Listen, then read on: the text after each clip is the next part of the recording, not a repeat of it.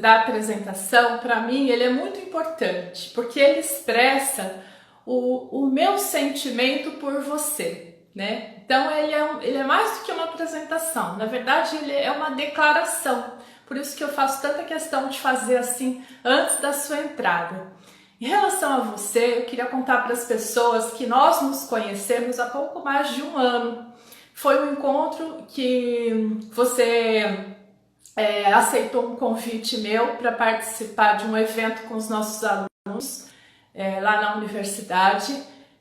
Foi de coração aberto. Antes de ir ao encontro, né, atendeu um grupo de alunos também que ficaram encantadas com o seu atendimento, a sua forma de acolher, a sua receptividade. E depois desse encontro, nós começamos a conversar e você me fez um convite para ir trabalhar com você. Então, essa minha declaração para você, em primeiro lugar, ela quer dizer uma coisa: como eu te admiro. Como você, para mim, é uma líder excepcional, excepcional. Como eu acho incrível quando você conduz uma reunião, eu já te falei isso, quando você lidera os projetos, quando você atua, eu tenho em você realmente uma grande inspiração para seguir o meu caminho profissional também. E essa foi uma das razões, né, das quais eu te convidei para vir bater esse papo com a gente, tá? Então, assim, eu costumo sempre vincular as pessoas a uma palavra. E a palavra que eu vou dizer a você hoje é competência. Você, para mim, além de ser uma pessoa extremamente inspiradora, é competente demais, né? A Marilisa, ela é Relações Públicas, ela é sócia fundadora da Elos Comunicação e Cultura, e ela é a presidente do Conselho Regional dos Profissionais de Relações Públicas da segunda região. Então agora eu vou te chamar para a gente bater esse papo gostoso. Vem para cá. Seja muito bem-vinda, viu? Muito Obrigada. obrigada por aceitar meu convite. Saiba que é muito mais que um prazer, é uma honra ter você aqui nesse bate-pronto comigo aqui, porque isso vai ficar gravado e eu vou ficar com essa recordação para sempre. Olha, Carla, eu agradeço toda essa deferência. Não sei se é tudo isso. Eu acredito que ninguém faz nada sozinho. Então, a Marilisa pode ali só estimular. A gente ama o que faz e isso faz muita diferença em qualquer lugar da vida, Sim. né? Então eu não faço nada sozinha. Eu acho que o que existe hoje do trabalho, não só dentro do conselho, mas na minha vida, nas empresas que eu tenho sociedade, é porque a gente faz junto. E esse é o resultado, né? Quando a gente trabalha junto. Você é a mãe da Sara e da Maria Luísa. E tudo começa aí, né? E eu quero começar nesse quadro Nos Bastidores, conversando com você a respeito da sua escolha por ser relações públicas. Como é que aconteceu isso na sua vida? Não dá para falar da minha escolha sem antes falar um pouco da minha vida pessoal. Por Porque favor. eu fiz a minha faculdade de RP com 30 anos. Então, primeiro eu quis ter filho, depois eu quis casar, e bem depois eu fui fazer faculdade. Eu já começo quebrando paradigma, né? Quebrando o que é o modelo, né? Que normalmente a gente segue.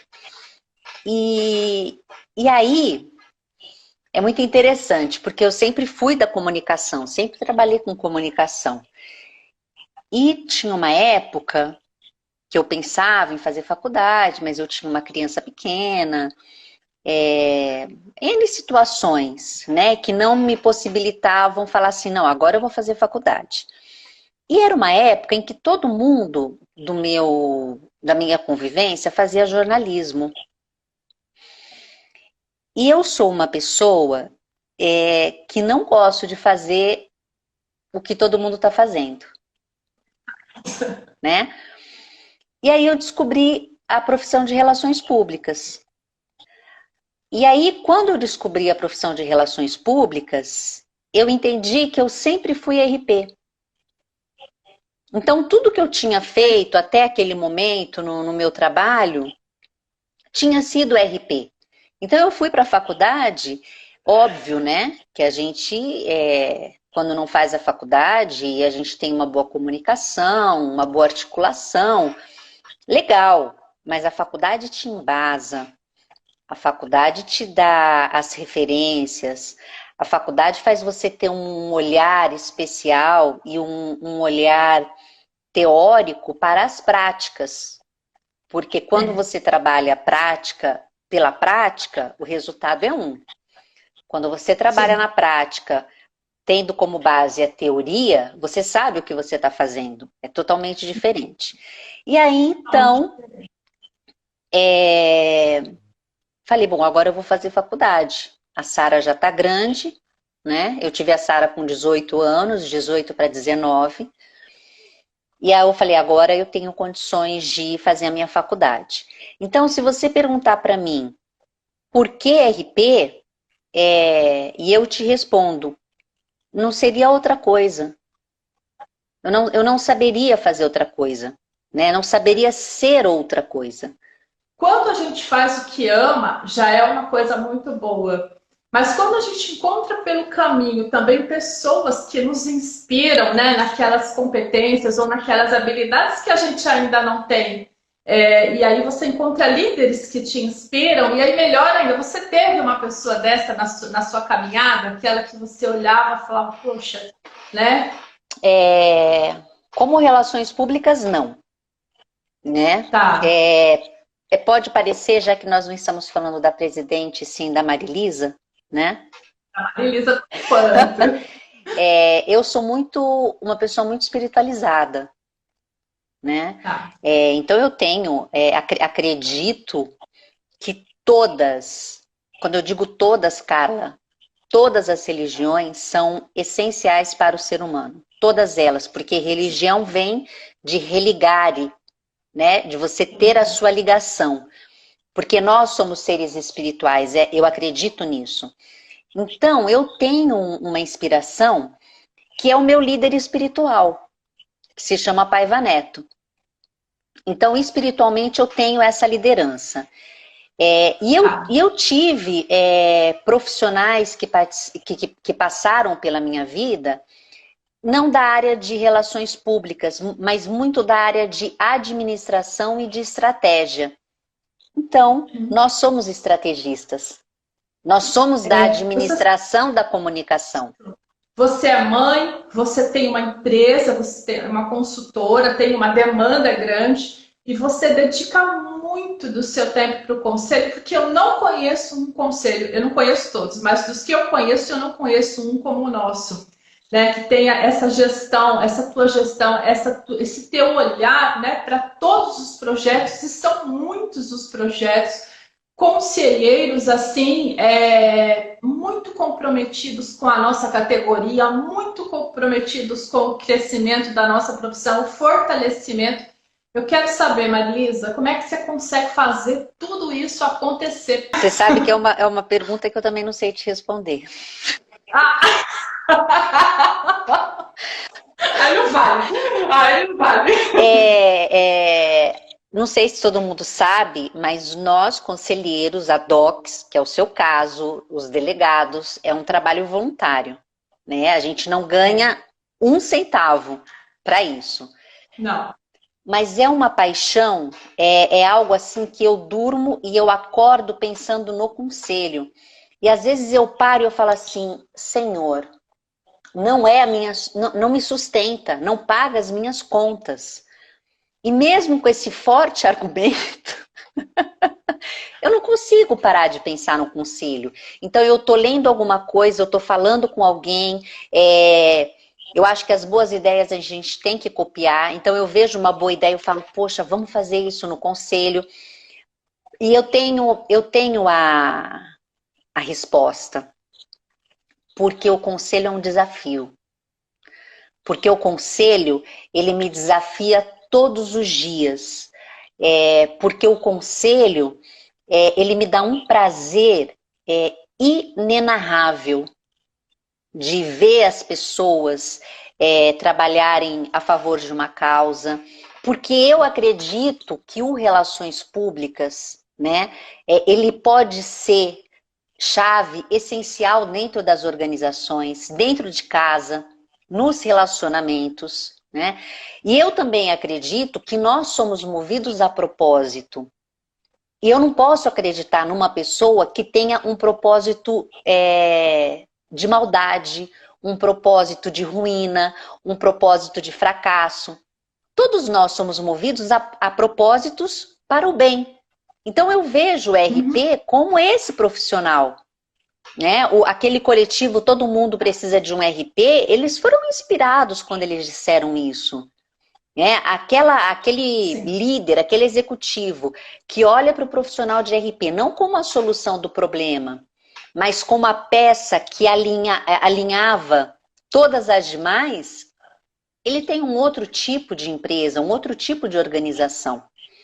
E aí deixo claro também, o profissional de RP, assim como todos os demais profissionais, tem a competência e tem a incompetência. Nós não somos os donos da verdade. O que faz o nosso trabalho ser bom ou ser ruim é a nossa competência. Porque senão pode parecer que se você tem um RP, você tem a solução de todos os problemas. Com certeza não. Você tem que ter um profissional ético, você tem que ter um profissional que seja maleável, que tenha essa visão geral do todo. Ah, mas não foi assim que eu aprendi na faculdade. Meu amigo, a faculdade é teoria, você está na prática. Você tem que ter a vivência. E é a vivência que vai fazer a diferença no seu dia a dia, no resultado. Eu sou sócia de 2 empresas. A Elos e a Bolsa de Potenciais. Em algum momento as duas se conversam. Porque na Elos eu escrevo e inscrevo projetos incentivados. E o que é isso, né? Toda empresa e toda pessoa física paga imposto. Então o governo ele quer dizer assim, olha, eu não tenho competência para cuidar da cultura, assim como ele não tem competência para uma série de coisas, então eu abro mão de uma parte do imposto que você, empresa, pagaria para mim, e você pode investir na cultura. Então, quando uma empresa patrocina um projeto cultural, ela está deixando de dar para o governo e doando para o projeto. Não deixa de ser dinheiro público, daí a responsabilidade de prestação de contas, de administração desse recurso, de dar o resultado, né? E a empresa só tem a ganhar. Por quê? Porque em todo o material de divulgação vai estar a marca dessa empresa. Agora, muito mais do que isso, na minha opinião, a cultura é alimento para a alma. Então, quando você investe na cultura, você está espiritualizando aquela comunidade. A Bolsa é uma empresa especificamente para o município de São Paulo, porque eu trabalho com potencial construtivo, que é uma maneira dos proprietários de imóveis tombados terem recursos para manter os seus imóveis restaurados, com um benefício que a própria prefeitura oferece. Então, existem mecanismos que a Bolsa realiza dentro da prefeitura e do Compresp, que são órgãos que trabalham a questão da legislação, e o proprietário de imóvel tem esse recurso financeiro para cuidar do imóvel dele. Então, a gente está trabalhando nas 2 empresas na valorização, na democratização da cultura, na acessibilidade. O que acontece? Eu tenho algumas premissas, Carla, para fazer projetos culturais. E aí o tempo vai passando e você vai se moldando ou se adaptando à realidade, tá? Se você disser para mim assim, Marilisa, faz um projeto para mim de uma grande exposição. Se essa grande exposição não tiver um cunho social, né? Se ela lá na sua essência, na sua base, não for trabalhar pessoas da comunidade, não for transformar essas pessoas, não for possibilitar que ela amanhã ou depois tenha a capacidade de se sustentar pela cultura, o projeto não faz sentido. Porque Ele não faz. quem conhece as leis incentivadas, hoje é algo que é obrigatório dentro dos projetos. Você tem que ter uma contrapartida social, o que é justíssimo. Uhum. Senão quem pode pagar um bom teatro ou um bom concerto de música, dar o incentivo fiscal para esse tipo de projeto não tem lógica. Você tem que possibilitar aquelas pessoas que não têm condição de acesso à cultura a ter acesso, né? Mas lá atrás, os meus projetos culturais eram assim, ó, e ainda hoje, né? Ligados à APAE, ligados à AMA, que é do autista. Eu fiz um no Nordeste que é ligado a uma... Nossa, me fugiu o nome da organização, mas é uma organização que trabalha com música. E aí eu sou apaixonada porque conta assim, as crianças iam para o projeto e os pais ficavam, não, vai perder tempo com isso, tem que ganhar dinheiro comigo, tem que me ajudar a sustentar a casa. E aí se transformaram em músicos, foram para fora do Brasil e hoje sustentam as suas famílias.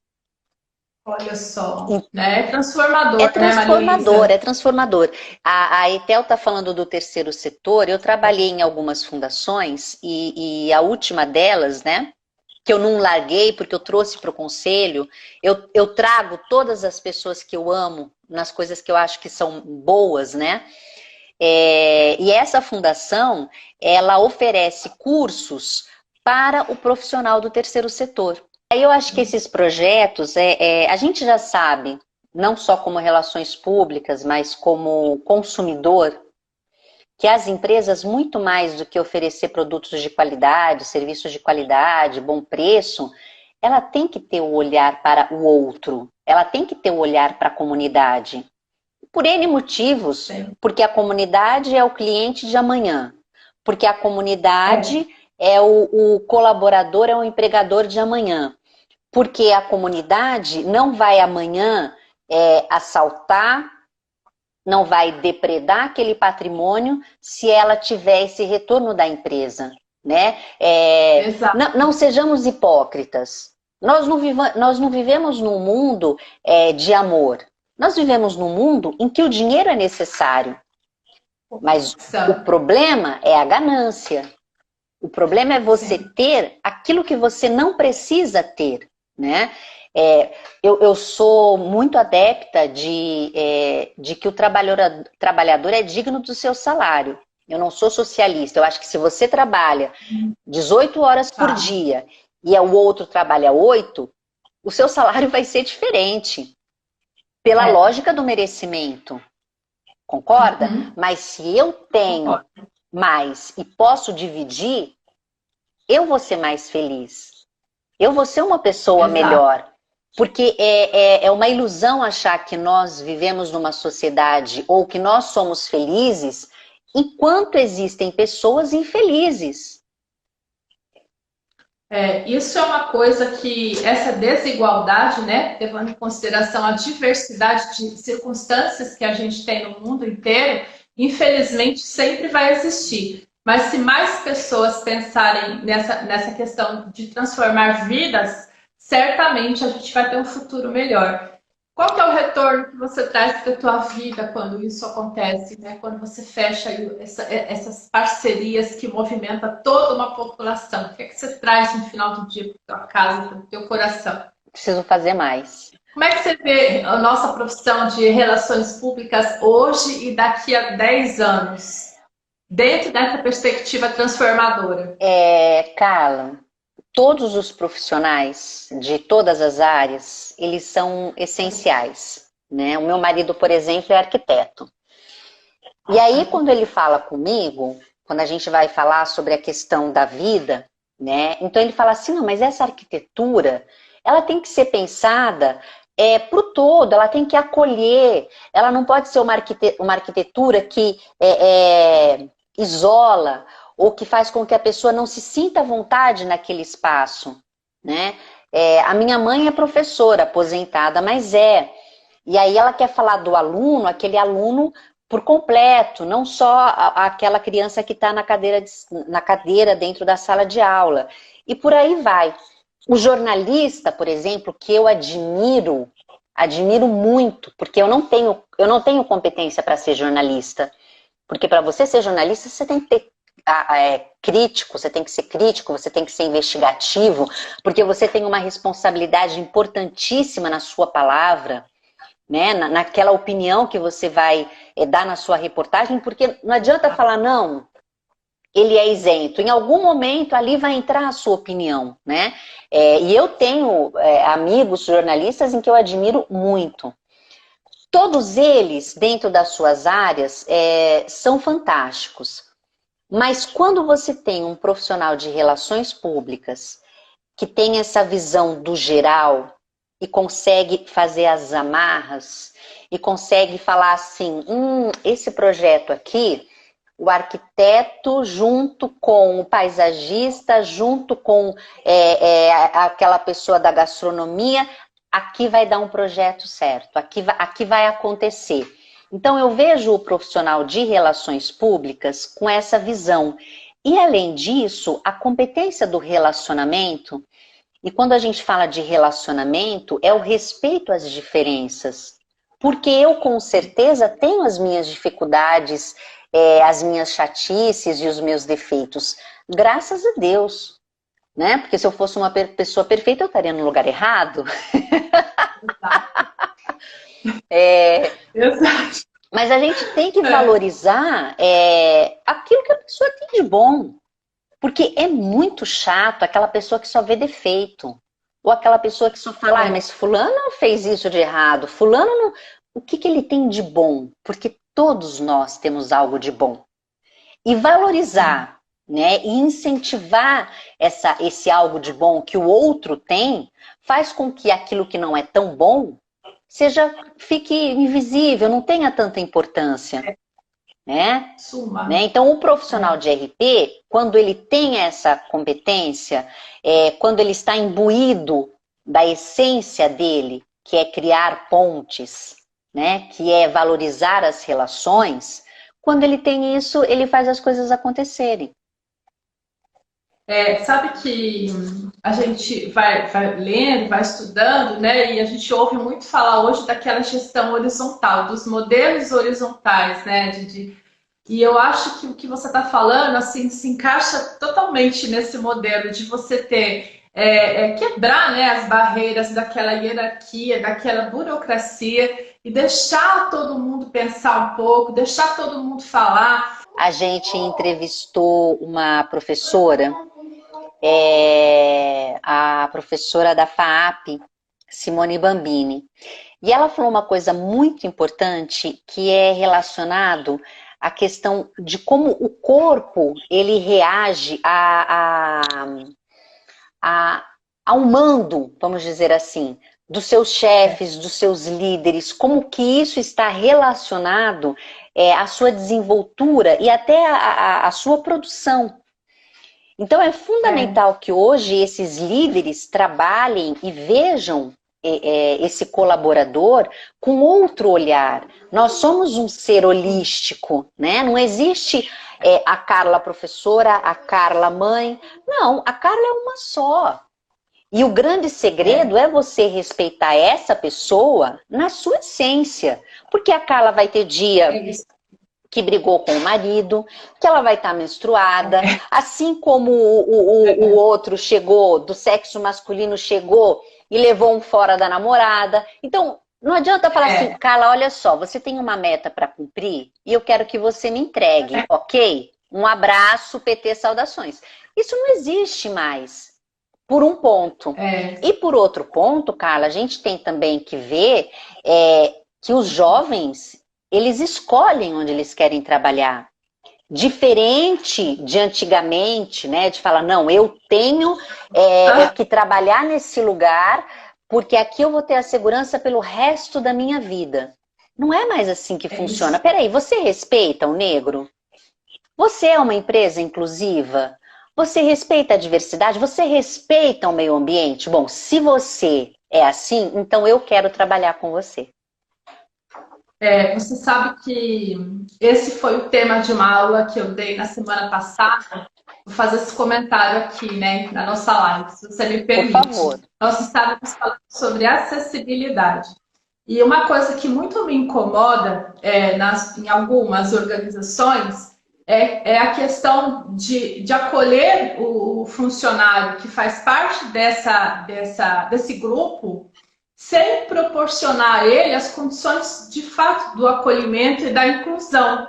Então, ele entra numa estatística, porque a empresa paga uma multa se ela não tiver, mas quando ele chega ali, ele não tem uma porta mais larga para passar se ele for cadeirante, ele não tem uma rampa de acesso. Carla, olha só, a questão da acessibilidade, ela é fundamental e eu vejo,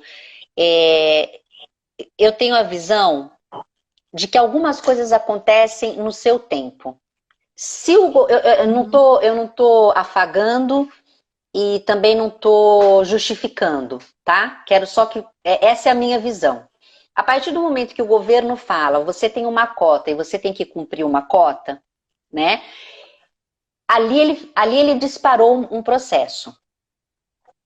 É mandatório. O governo não vai fazer com que a empresa faça o acolhimento. O governo não vai fazer uma série de coisas que depende de nós. Mas, infelizmente, ele faz com que a gente mude de posição. Ele faz com que a gente, pelo menos essa lei, né? Faz com que você olhe para o outro. Então, forçosamente, ele fez essa inclusão. E aí a empresa, pelo outro lado, vai fazer com que as pessoas de dentro dessa organização tenham esse olhar. De que todos nós somos iguais. Porque olha aqui, eu sou uma deficiente visual. Sim. Concorda? Eu também. Eu sou uma deficiente visual. Mas isso me faz mais ou me faz menos? Não, me faz diferente. E o grande diferencial é como a gente respeita o diferente. Mas ele tem um problema na mão. Às vezes ele pensa melhor do que você, ele é mais amoroso do que você, ele é mais humano do que você. O defeito dele é, desse tamanho perto do seu defeito de egoísmo. E aí? Que ninguém vê. A evolução não dá saltos, né? A evolução nunca vai dar saltos. E eu acho que, aproveitar essa questão do governo, nós estamos num momento muito importante de campanhas eleitorais. E eu falo isso muito quando me convidam para ir para a sala de aula, que eu fico muito feliz, né, ter o contato com os alunos, porque eles estão cheios de energia, né?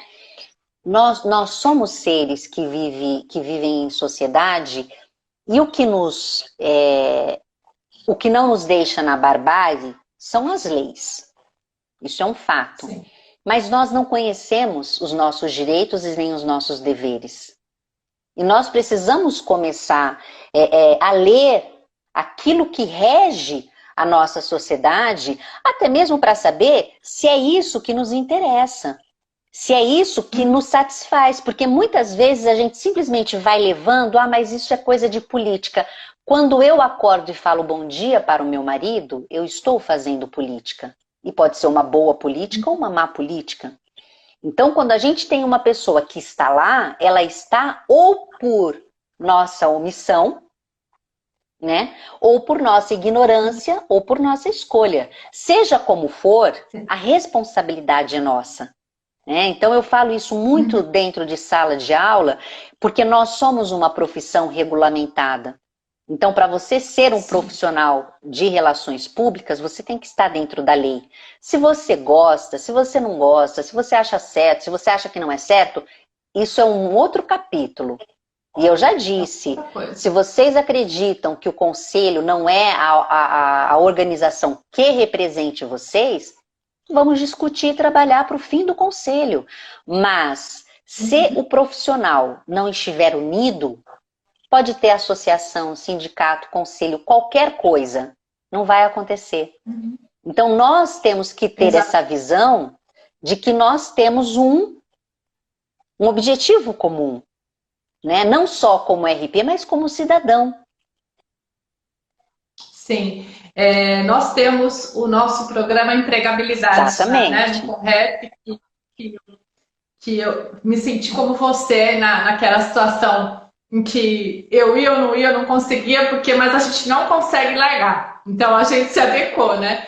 E eu queria dizer assim que é um programa que ele é um embrião, né? Ele acabou de nascer, ele está começando a tomar o seu ritmo, mas assim, eu vejo esse programa sugerido por você e todos os outros do grupo que é como uma oportunidade muito grande, né, de abertura de portas e de acesso aos nossos jovens estudantes agora ingressando no mercado de trabalho na função de RP e também nas atribuições dessa função, em terem muitos acessos, né, a essas boas práticas de relações públicas, o que na nossa época não tinha muito, né?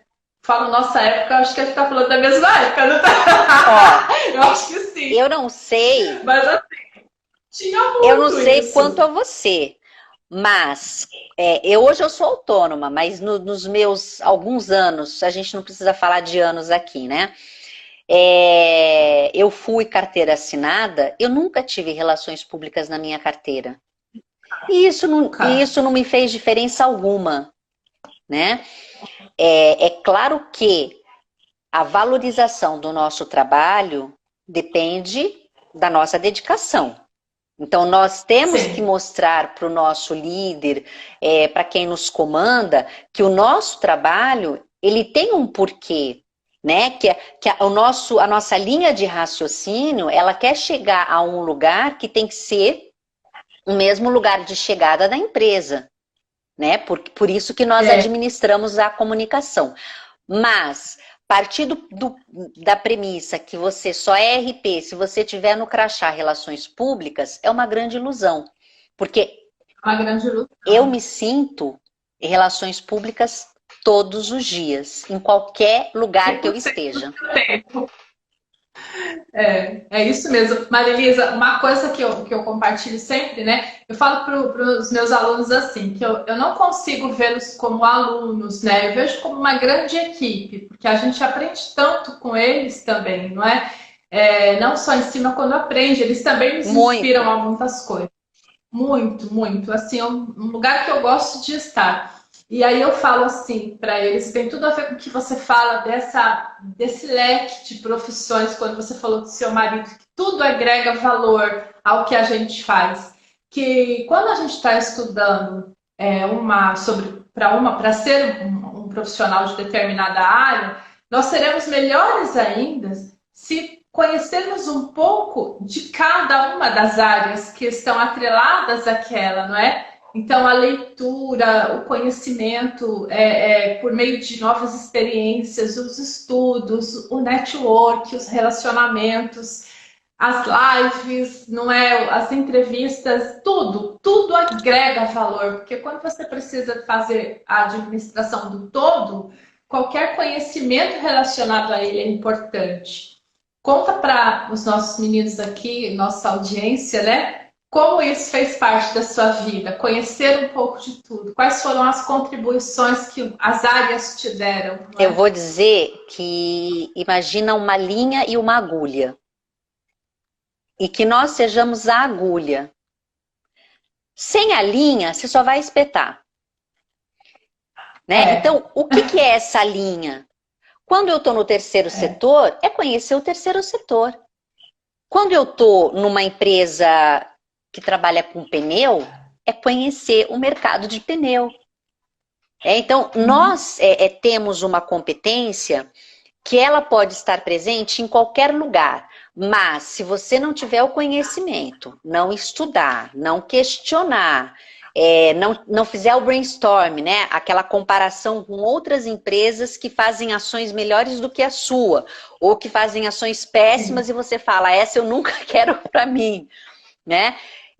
Não dá. Exatamente. Então, o profissional de RP é a agulha.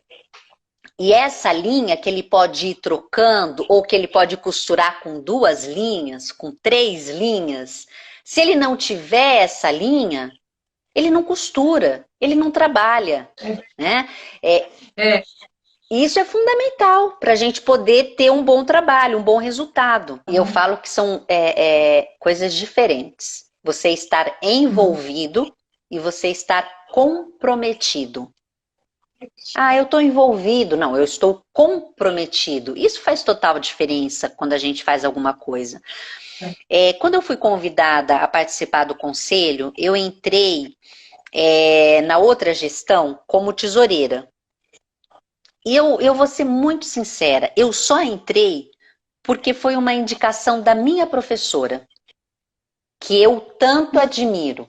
E até então, um pedido dela para mim foi quase uma ordem. que uma ordem, exatamente. Eu aprendi muito de conselho, eu quebrei muito a cabeça. Eu falei, mas como eu não posso fazer? Não pode, você é uma autarquia. Não, mas eu pensei, não, você não pensou. Você tem que seguir essa regra, né? Então, você tem que se reinventar. Você tem que falar, não, mas espera aí, eu quero pessoas que estejam ao meu lado e que possam me ajudar a ir para frente, não para trás. E saber aquilo que eu posso fazer, né? Então, se hoje o conselho tem essa desenvoltura e as coisas acontecem, é porque eu tenho pessoas que dizem mais sim do que não. Isso faz a diferença. Entendi. Faz a diferença. Quando você assumiu a presidência, já tendo passado por essa experiência Da tesouraria? como conselheira, da tesouraria, quais foram as coisas que você trouxe assim do antigo cargo, né, dentro do conselho para essa gestão? As coisas que seriam viáveis e as coisas que você já sabia que não podia. Na verdade, Carla, nós estávamos num momento de transição, né? Tá. Você não pode fazer nada para fora de bom se interiormente você não está bem. Diferente de uma empresa que você fala assim, isso eu quero, isso eu não quero, isso vai ser assim. Não, dentro de uma autarquia você tem toda uma burocracia que você tem que respeitar, você tem os ritos, né? Não, então vamos fazer isso. Não, tem que esperar tantos dias. Não, tem... Então eu diria para você que neste momento a casa não está arrumada como eu quero. Eu sou uma eterna insatisfeita. Né? Ou então eu posso ser como Churchill, que diz que eu me contento completamente com o melhor, né? Então eu tô totalmente insatisfeita. Mas muita coisa melhorou. Muitos processos aconteceram, né? E aí com essa teimosia e essa paixão, as pessoas começaram a se aproximar. Quando a gente começou a ouvir o outro, e o outro falava assim, tá errado, esse não é o caminho, fizeram assim, isso vai contra aquilo que é a essência. Então, ouvir é muito importante, né? Ouvir faz com que você tenha um novo posicionamento. Essa questão de que eu tenho a razão, imagina, eu não sei de nada. Se eu não tivesse... É quase impossível falar não para você. Não dá. A gente não consegue. A gente fala não.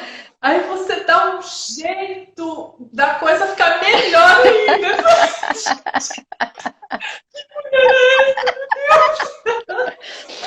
Mas assim, adoro, né? Não posso reclamar de nada. Olha, Carla, o que eu posso fazer? Meu jeitinho. Mas tá ótimo. Olha só, a nossa conversa, ela é boa.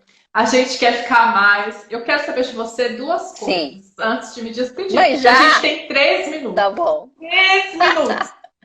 Primeiro, eu quero saber de você se você gostou de ser entrevistada.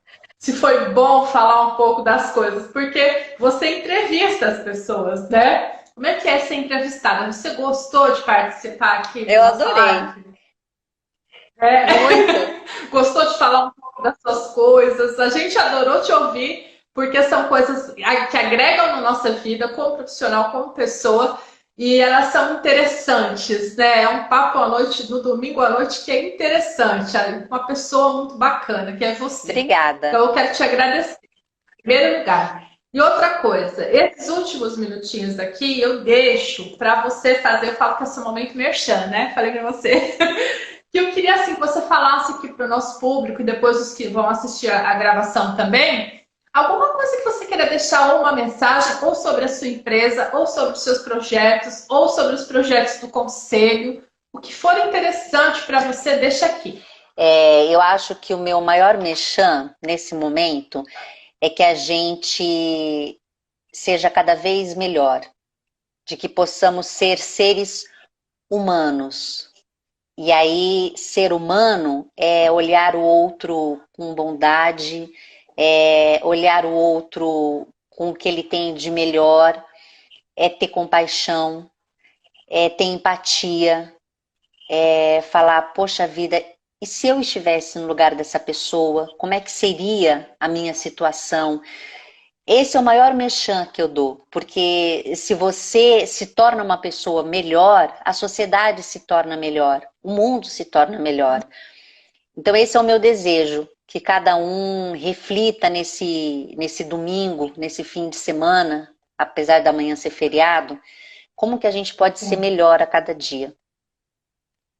Todo o sentido da vida, né? Não só no trabalho, mas em todas as nossas atuações, Como né, ser humano. Marilisa? E aí não poderia Como deixar ser... de dizer naquilo que eu acredito, que muito mais do que carne, essa vestimenta, nós somos espírito.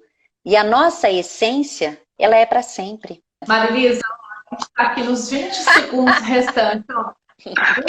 Um beijo, Obrigada. ó. Fica com Deus. Muito obrigada, viu? Obrigada a você.